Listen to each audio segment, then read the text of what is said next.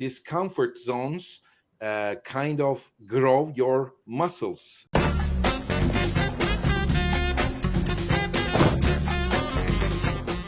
Welcome again to our podcast here at Dev Device. Today we have a very special guest. His name is Hai, and he is the CEO of eCommerce. Welcome, Hai.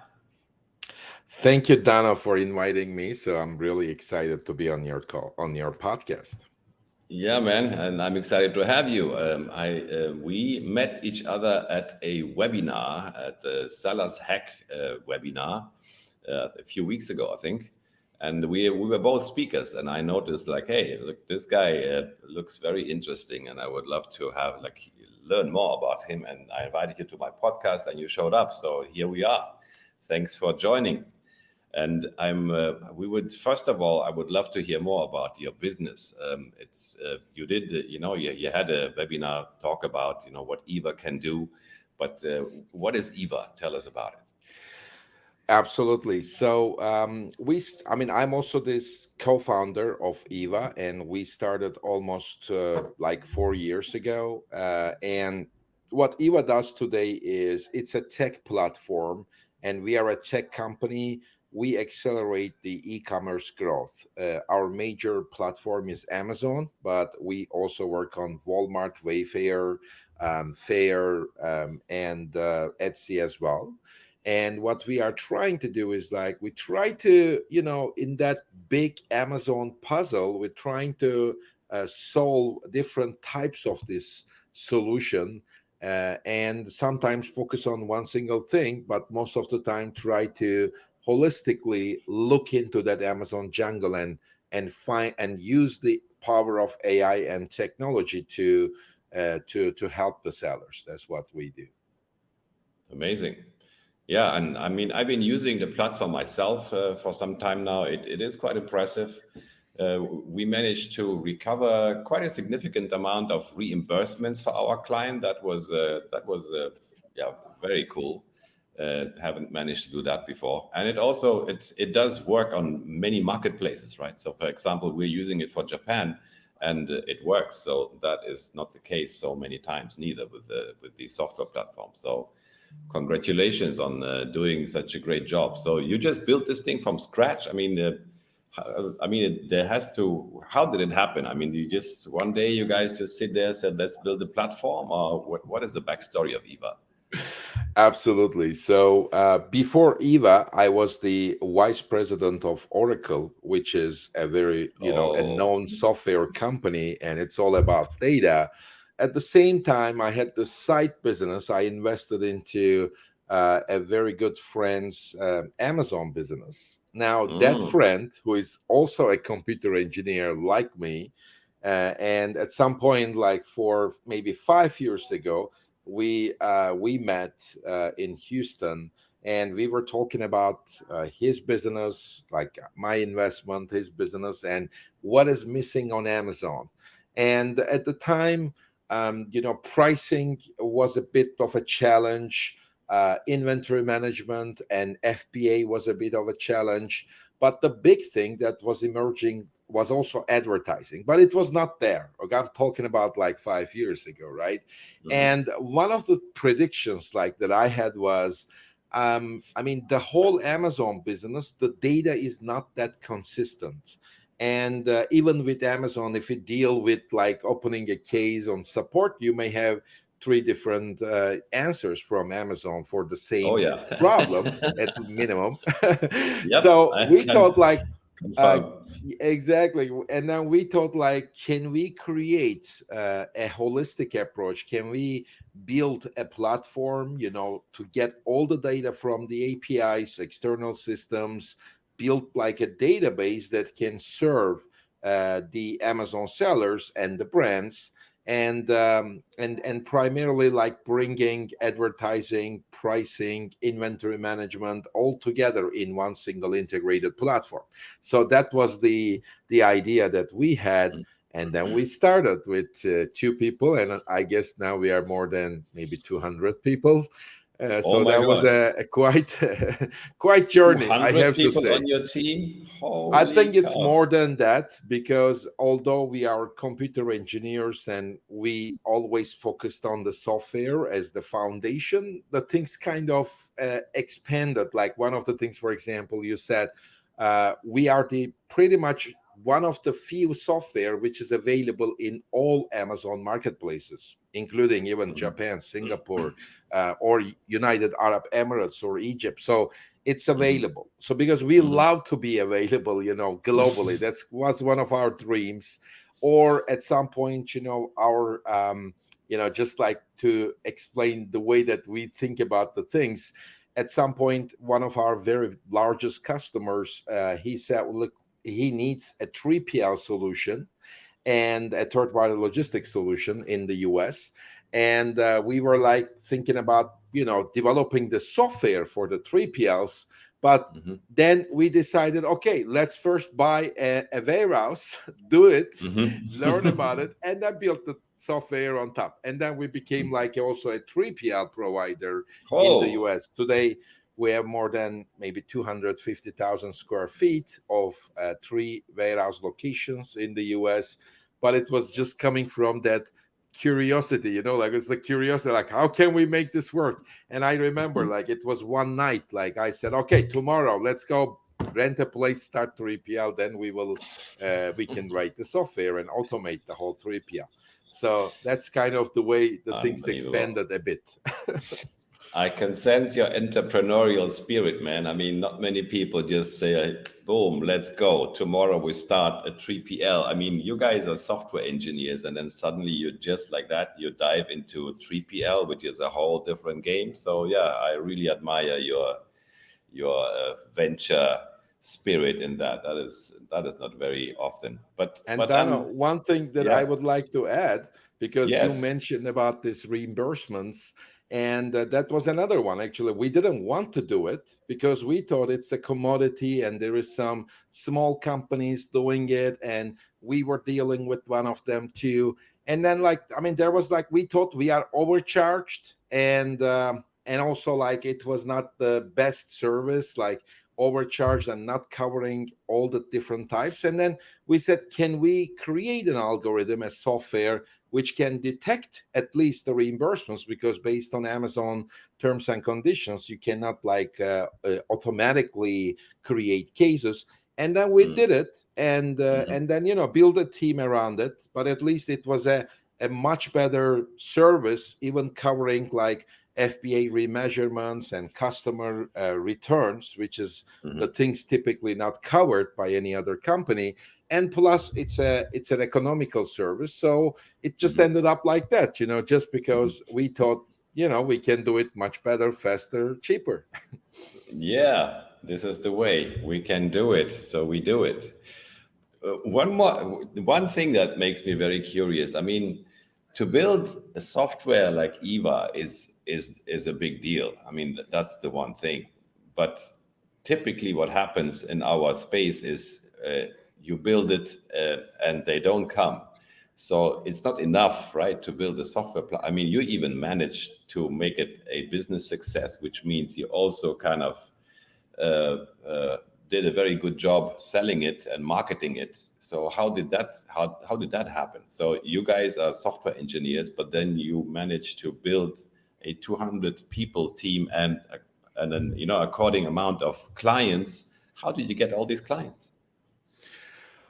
Very good question. And I mean, when I was in Oracle, and because I was a computer engineer, I first started as an engineer, but then I ended up like kind of managing the business, managing both service and sales.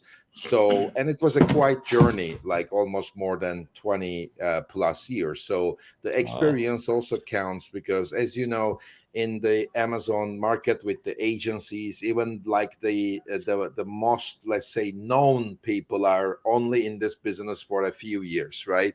And people Mhm, do not understand, because it's kind of a wild west e-commerce, do not understand like what's the value of like having a 20 plus years of experience. But mhm, when you have that type of experience, and also when your co-founder like has that type of experience, then you are, first of all, you are laser focused. Like, you know that this is not your first startup. Like when we started in Silicon Valley, Palo Alto, a lot of angel investors asked me the question, like, is this your first startup? And I said, no, this is my Hmm. last startup.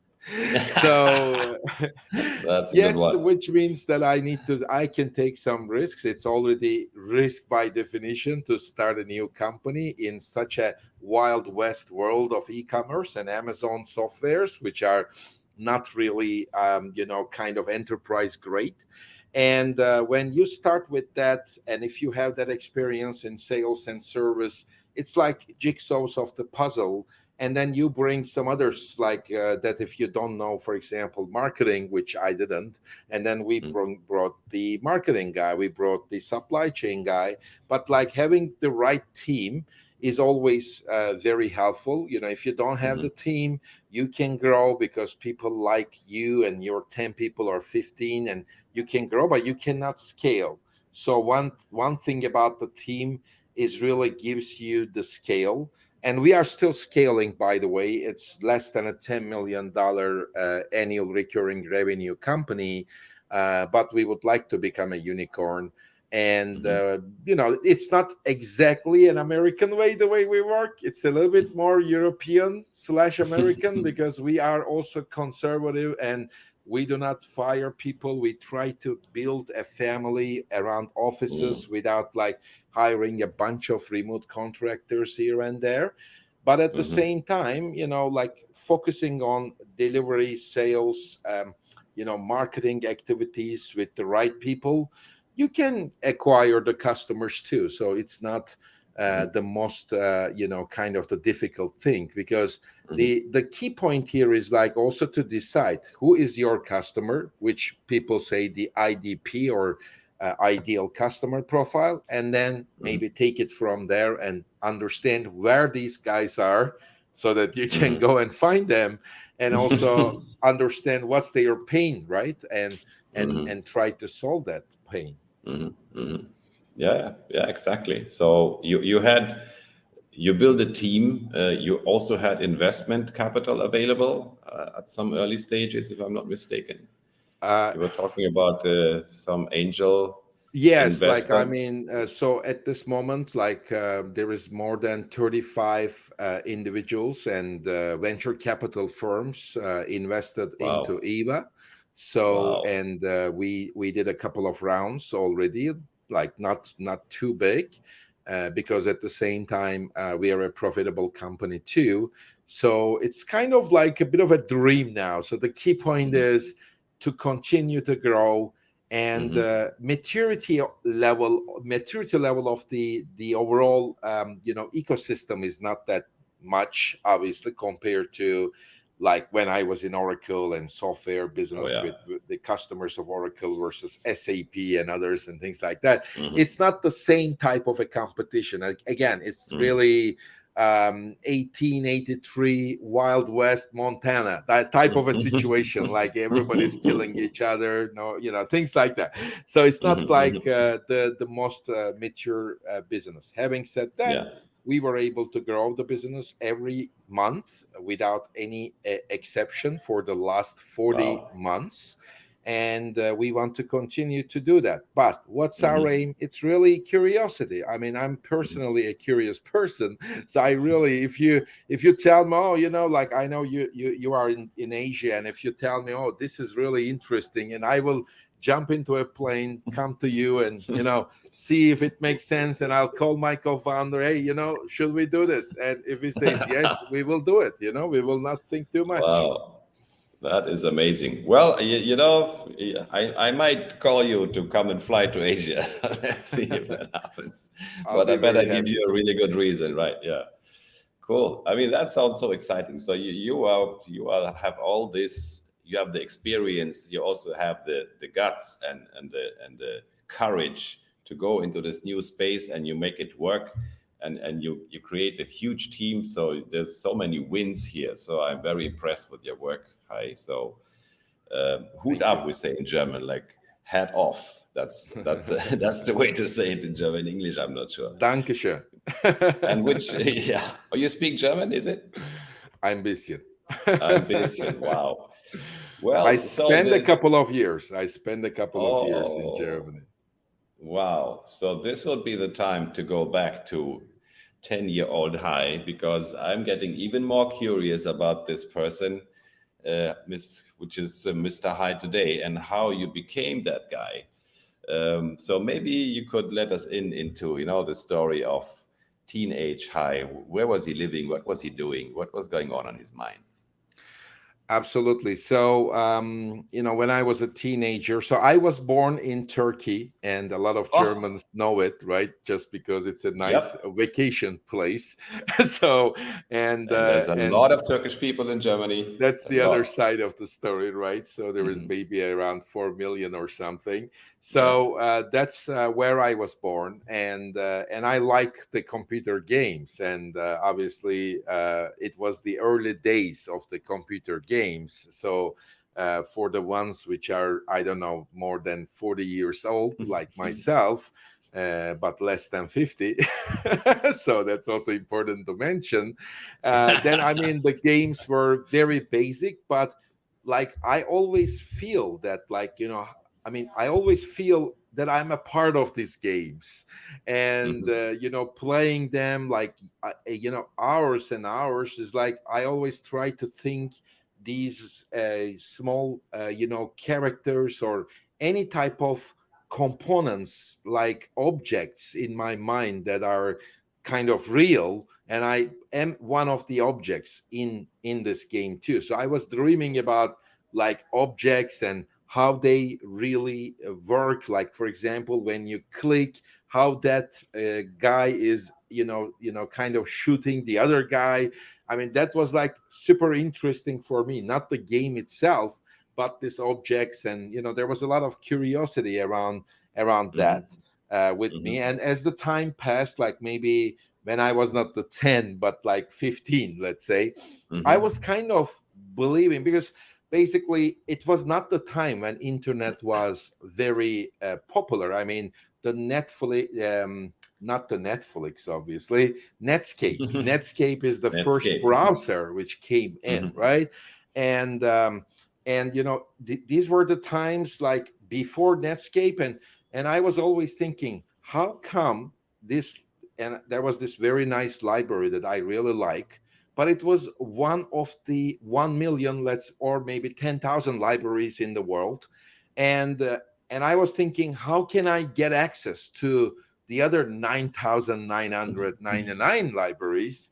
Where is this all this information? Like how can this can be easier? Like that was like, and I love this encyclopedias at the time, like Britannicas and other big Hmm. like things. And I was reading them, by the way. It's kind of funny story that people still joke about me, that why I was reading that. Well, I mean, that's what I like, like from A to Hmm. B, C, every single subject I was reading. So that was, I think it was more about this digitalization in my mind, Hmm. when I Hmm. was really young, as well as the curiosity, and always thinking about information, like how can I obtain more information, more knowledge. That was kind of like that draw me into computer engineering, to be honest with Hmm. you. Hmm. And I was so happy to kind of be a computer engineer, because these are the things that I was thinking for 10 years before I started university. Hmm. Oh yeah. So as a school kid, you were amazed of this internet development, of digitalization, of computer games. So you chose. Let me guess. What did you choose as your subject at university? It was computer engineering, Yeah, I mean, I would say computer science. It's computer just a science. little bit different, right? Like the Mm. engineering is more the hardware aspect of it, Hmm. where the Hmm. Hmm. science is more the software side of it. And All right. I was very much, and at the time there were this Sun Microsystems, and Java was very popular when I was in the Hmm. Hmm. university. And it was so amazing because Netscape came in. So with Netscape, you can search. There was no Google, but Hmm. before Google, and there was all these other things called Alta Vista, for Alta example. Vista, I was about to say, yeah, And yeah, but yeah. what is super interesting compared to libraries and books and all the information, like I was super amazed with the whole development. So I actually thought in the 90s that the world will be such an amazing place in 2010, 2020. Obviously I didn't know that at the end all this information will be dumped into Instagram and TikTok, and it will not be any use. But okay, there is some use, but that was not exactly the type of the universe that I was imagining, because Hmm. I was thinking more that if all the knowledge is accessible by the human, then most of the world problems can be solved. That was Hmm. my Hmm. idea. Well, it didn't work It's out it's a like good, that. well, I would say your vision was pretty much accurate. I mean, the amount of access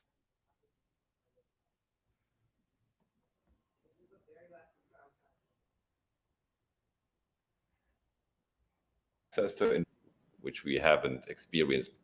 Somehow we are frozen. What's happening? I'm here, by the way. I think there was like a 5 to 10 seconds. It was frozen. You're right. Yeah, yeah. We had a yeah. Never mind. I will just cut it out. Okay. Cool. Okay, so we just start again. So from here we can just. Um, yeah, this is the question I wanted to ask you. So at that time when you started university, were you still in Turkey or did you do this abroad? I was.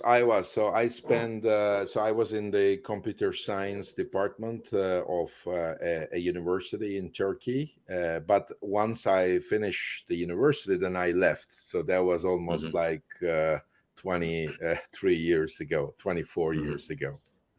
Okay, so you decided to then move to where? Directly to the US, where you are now? Not really. I mean, it was a very long, and it will take maybe 6 hours to tell you the whole journey. But I can tell you that my first stop was Germany, There you and go. I mean, I was very lucky in a way that I worked with three main companies before I started Eva with my co-founder. And these three companies, name it Accenture, IBM, and Oracle, they really helped me a lot to see every single country in the world, and helped me to move from one place to another and kind of Mm. experience different cultures, different people. Now, when I was in Germany, again, it was so interesting. I was working for Accenture, and I was working to, there was a big acquisition, there was a project about the biggest insurance company acquiring the biggest bank.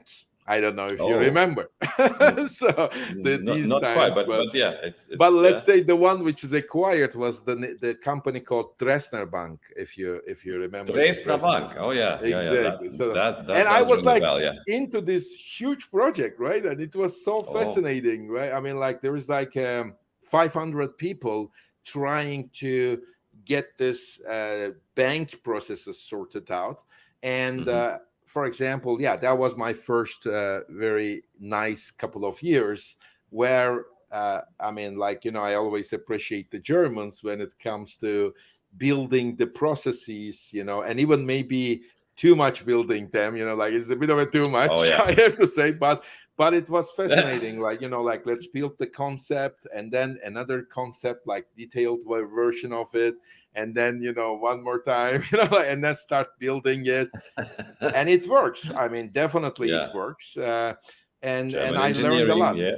Exactly, Yeah. Yeah. exactly. And then I work with, I mean, the good part about working in a consulting company is because I didn't work in one single project, but I worked almost in every largest city until I moved to France and Switzerland, Oh. and then from there to Oh. Spain and other things. But it was so fascinating, like working in Deutsche Bank, I mean, Dresdner, Commerzbank, Deutsche Telekom. Like it was, I mean, I worked in so many companies that probably no other German even worked for the time frame. Couple of months Yeah. here and there, doing Uh-huh. interesting projects around M&As and kind of like building the IT restructuring and things like that. So nice times. Mhm. Too much Nice work. times. But yeah, it sounds very intense and very exciting. But did that was working for another company, or were you already like doing your own business at that time No, I was working for another company, which for is these big called boys, Accenture, exactly, which is Accenture? Yeah, yeah. a And they would management just send you consulting, around. IT consulting company. Yeah.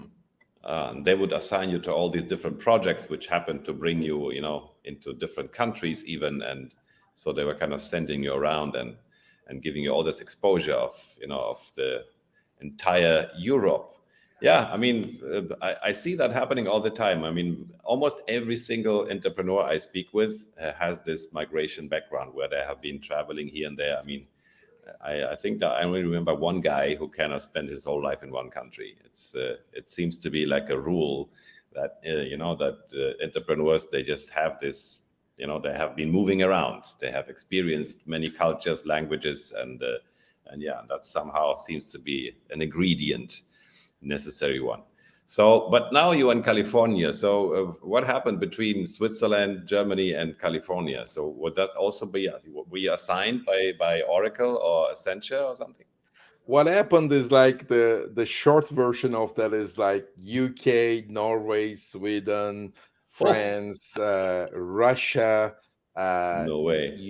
UAE, Saudi Arabia, South Africa. The whole Africa happened, No way. in between, and I always, again, this curiosity is, I don't know, either this curiosity will kill me or always, it kind of creates the progression, right?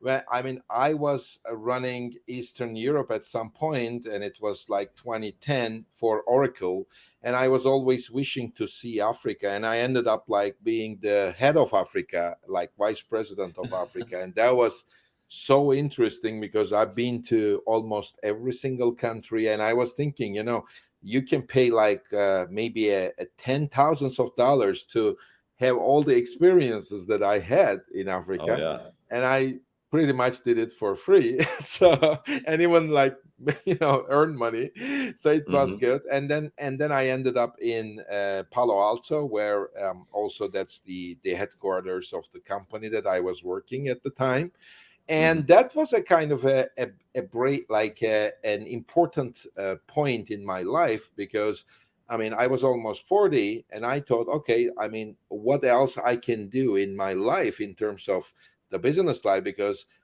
for me, the corporate life, there was nothing else that I can enjoy.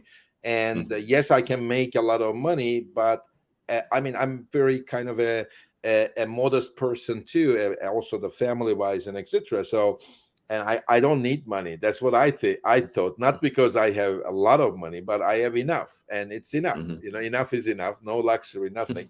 And then I thought, okay, what else I can do? And Silicon Valley is definitely one of the best places if you have great ideas. If you, specifically if it's in the tech industry, that's the right place to start building anything. I mean, there are other places too, but Silicon Valley is the right context for sure. Hmm. So, Hmm. and I thought, okay, I'm here, why shouldn't I benefit from the context, the place I am in? And Hmm. I'm still very grateful, like, because for the starting point it was the best place, for me. Hmm. Hmm. But at some point, you made a decision to leave the corporate world and start your own venture, which That's right. was Eva. Exactly. Yeah. So Yeah. that one must have been a big decision because not so many people do this, like especially like in their forties. Yeah. Because it's a big mindset shift, right? To get your salary and all that versus building something from scratch and facing all this uncertainty. So this is something you just decided like that, or Not how did that really. happen? I think I was always the entrepreneur, like from day Hmm. one that I remember myself. I Oh. always have that entrepreneurial gene. Or again, Hmm. there are a couple of symptoms of that. This I even call it the Nice way disorder. to say that. Exactly, and Disorder, because yeah, entrepreneurial exactly. disorder. Yeah. Why I call it a disorder? Because if think about this, like I have this theory, right? Like now, Chat GPT is just a primitive animal. Let's call it an artificial thing, but it's Hmm. just primitive. In a couple of years, it will become very complex, and it will serve in many different ways. But there will be no time, I think, that if you ask the question, hey, I am this guy, I mean, I'm making this amount of money and I'm the VP of Oracle, and and if I don't like the company, I can always switch to Microsoft or Amazon or other place. So should I leave everything and start a new company where my chances to be successful is maybe 0.01%, and by the way, I'm going to work 2 times more, and I will have a lot of Hmm. headache of a lot of things which I never had. Should I do it? Hmm. And the Chat GPT will say no, because AI is an optimization. If you think about it, AI is an optimization where this entrepreneurial activities are leaps. Like you kind of change the way the things work, and Exactly. most of them fail for sure. But Yep. if it kind of works, for example, a new religion pops up. If it works, a new Hmm. country comes. If it works, a great company starts. If you look at the Hmm. last couple of thousand years, and none of Hmm. that progression will happen without this unreasonable people, which say Hmm. totally something different compared to the Hmm. rest of the team. Yeah, and it's not an optimization. It's not about let's be 1% better tomorrow. It's about, hey, Hmm. let's believe in God. And then Yeah. like you create a religion, and Yeah. that's not easy. Or Amazon Hmm. with Jeff Bezos or anything like that.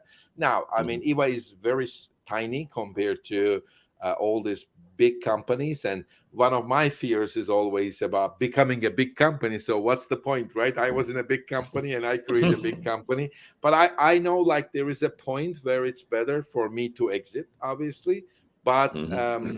the whole thing of that unreasonable people doing things which are not very rational, but that's where the progression is. And Hmm. maybe, okay, ideally, if Eva can progress the Amazon or the e-commerce world, I Hmm. mean, I would be super happy too. Hmm. Yeah, of course. Yeah, I love the entrepreneurial disorder term. That is a new one. You just created a new condition, entrepreneurial disorder. And yeah, I agree. I mean, the new things don't happen by simply like keeping doing the same stuff and optimizing a bit more and making it a bit better. So new things happen when we follow our passion and just do something out of the box. Yeah, and most of the time it doesn't go so well. But then, yes, there are times where it does go well, and of course, that is the most exciting part of being an entrepreneur to actually kind of find this golden nugget and make it work, which did happen to you. And hey, I mean, you left the corporate world, you start your first company, and boom, it's a success. I mean, that's not normal. That's I wouldn't call it a success, because it's still a baby, a growing baby, maybe scale up, maybe if not a startup, hey, it's come kind on. of a scale up. It's going fine. But the main thing here is like still we are not like with my co-founder, right? We are not looking for success. What we are looking for is progression. So we are trying to progress, because it's Hmm. like once you start, you already do an irrational thing. Like there is like a line, and now you break the line. Now you have a new line. Now you need to move ahead with that. So we are kind of exploring this new Hmm. thing that we have created, Hmm. because nobody else created it for us. Hmm. So that's the fascinating piece. That's Hmm. more the Hmm. way, like the to progress it. Now, if there is no, if we cannot move that, it's like sailing. The target Hmm. is not that important, but at some point we're gonna reach to a Hmm. target, Hmm. or we're gonna die. I don't know, like in one way or Yeah. another, that something will happen. But if you are sailing, then you enjoy the wind, and Hmm. if the wind is too much, you enjoy it more. And another thing that I believe, besides this Hmm. genetic disorder, I believe in discomfort zones, and I don't believe Oh, in comfort there you zones. go. Like, right? I mean, so can we create a discomfort zone? It's always what I ask myself. For example, okay, I love I that am one. I am very comfortable here. Okay, now let's get out of it because you are so Yeah. comfortable. Like comfort doesn't bring the satisfaction or happiness. I mean, I would disagree with that, but discomfort brings, like, discomfort zones kind of grow your muscles, right? I mean, how can you grow your muscle? Because you need to, not by lifting a weight, you can grow your muscle by lifting a heavier weight, right? I mean, so that you need to feel the pain. So same thing with the discomfort zones. We Mhm. love Eva because it's always discomfortable. It makes you so uncomfortable. Uncomfortable. Yeah. Oh Exactly. man. Oh man, I can so relate to that. I really love what you said just now. Yeah. So the discomfort zone, and yeah, I mean, we don't grow if we're comfortable. I mean, sitting on a sofa doesn't get you anywhere, right? Other than being comfortable. It's yeah, I completely agree, and I also really agree with this discomfort zone. For example, when I ride my bike and I want to be comfortable, I want to feel the wind. I want to experience, the danger and the exposure. So that's kind of that elevates me, but not sitting like, in a van with all the airbags on and all that. Yeah, that's comfortable, but yeah, it's not exciting, right? It doesn't create stuff. And yeah, I think as entrepreneurs, we need to be comfortable with the discomfort. I mean, we want to seek discomfort because that's how we grow. Cool, man. Absolutely. That is very inspiring. And I would also like to invite you to share any more nuggets of wisdom, things that you would have told 10-year-old Hai, or maybe another entrepreneur who is on the way and struggling and trying to figure out how this works. What would be your advice to that you would share today to inspire other people who have the entrepreneurial disorder symptom? And I mean, I think I was lucky. I always say I'm not lucky, but the reason why I think that I was lucky is because, for example, I didn't think about moving to Germany in the first end. It came to me as an opportunity. The only thing I did was I took it. I didn't say no. And from Germany to here, there, and I changed like 50 places, and I always thought about them, but it always come to me and I moved. Maybe it happened in the same way, I am not sure, but my advice to that young version of myself, or any entrepreneurs, um, there is no, I mean, there is no problem of failure, first of all. So I am assuming that we are talking to curious people, so curiosity is driving them, but what is, like, holding them back is to the idea of failure, because they think, if I fail, I will not have a salary. If I fail, my dad will not be happy, and something like, or my wife or my kids, and this and that. And that's the part I think the entrepreneurs should not really think too much about failure, but they should think about, when they fail, can they go up again? Like, can they rise from that failure? Because that's the resilience, not the persistence, but the resilience, right? And I think that the people who are resilient and curious, they can have, like, the best kind of the characteristic of an entrepreneur. And I mean, then they can be successful if they have the best teams. Again, like, that's the starting point, but nothing grows and scales without um, more people and more teams and collaborations and everything. But very much in the beginning, my 10-year-old version, and I was lucky because I was not consciously doing a few things that I did. But for a lot of people at any age, sometimes I don't feel the curiosity. Very, very bad. But if you don't have it, you don't have it. sorry to say. And now, Mhm. if you have the curiosity, which is great, then like, hey, don't be afraid to fail, because who cares? I mean, you will raise from your ashes like nothing will happen. And especially if you are, I mean, let's say you have a salary. Who cares about your salary when you are 23 years old? What happens if you don't have a salary for 3 years? Nothing will happen. You can still find some money to survive. But that's exactly the right time to learn more and be in that discomfort zones and try to grow your muscles rather than doing ordinary jobs, and feed your curiosity. That will be my advice.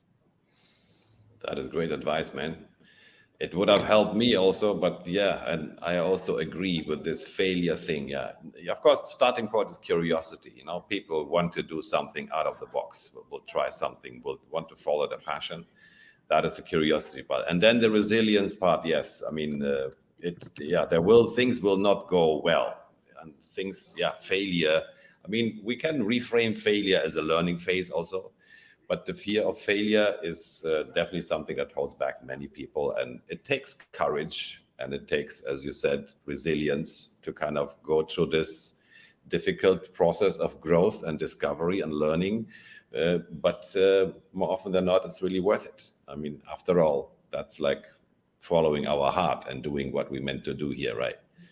So yeah, there's not really a choice in my perspective. But yeah, I understand it's scary, and some people just, avoid the whole challenge and just stay safe. Yeah. Exactly. And it's like sometimes the brain, obviously, for the last hundred thousands of years, the human brain is programmed to survive. And the survival means finding comfort zones, always be afraid of what will happen Yeah, next, right? yeah, Because yeah, a yeah, lion yeah, will yeah, come and catch you yeah, and yeah, things like that. yeah, yeah. Maybe you'll be starving. And Hmm. the whole entrepreneurial idea is completely against that. That's why I Hmm. find it as a bit of a disorder, right? I mean, like, Yeah, yeah, because yeah, that's yeah. not the way the brain is programmed. You need to find this internal brain in the brain, which kind of drives your curiosity and everything. So that, and if you fail, you fail, who cares? And you can, stand up and continue. And that's pretty much it. And the less you own, I always, the other my other advice always comes with, the less you own in this world, the minimum your opex is, you can have much better decisions in your life because your opex is low. Opex, like every month how much you spend, if that's low and you own Hmm. less, and you can do a lot more things in this world Hmm. because you Hmm. are free from the Yeah. slavery of the consumers. That's another thing. Hmm. Hmm. Oh man, here you go. Highest wisdom. Oh man, I'm so glad I asked you and I had you here on my podcast, because this is, I mean, the brain in the brain. It does remind me of a song called Insane in the Brain, but I think that you came up with a lot of interesting concepts today. And I'm sure our listeners will really enjoy it and be inspired by this.